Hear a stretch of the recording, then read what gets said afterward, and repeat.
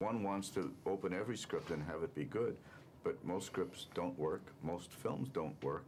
I mean, that's life. When you live life, most days don't work, you know. When I read this script, I thought it's original, it works, and it has a rhythm, and it has a structure, which is very rare in scripts, where you see this first act, second act, third act. It has a whole, it's a piece. And to do that in an hour, 30, 40 minutes is basically one of the hardest things to do. The director had a very good energy. I'm very sensitive to, when I meet a director, you can feel their own internal rhythm. And when their own internal rhythm matches that which you think is the rhythm of the script, then it's a, you know, it's a vote of confidence in a sense. So that this film moves. But the director's, I don't know if you've interviewed him, but he's very much like that. I mean, he has an inner energy. He's very passionate. Yes, and he you know, because I always think what you want with an audience is you don't want them to look at their watch, you don't want them to go out and get popcorn, you don't want them to drift. You don't want them even here, you want them here. And I think Foley, James Foley, the director, felt that way. That you can just stay ahead of the audience, you know.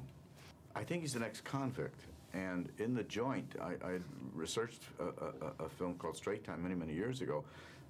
Because there are no women, at least in American prisons, what we think of as heterosexual or bisexual or gay becomes very different in The Joint, and they have their own code and their own rules of, you know, how they determine. And sex many times is used as a weapon, which we have heard about. You know, the worst thing that can happen to you, besides getting killed, is to be raped.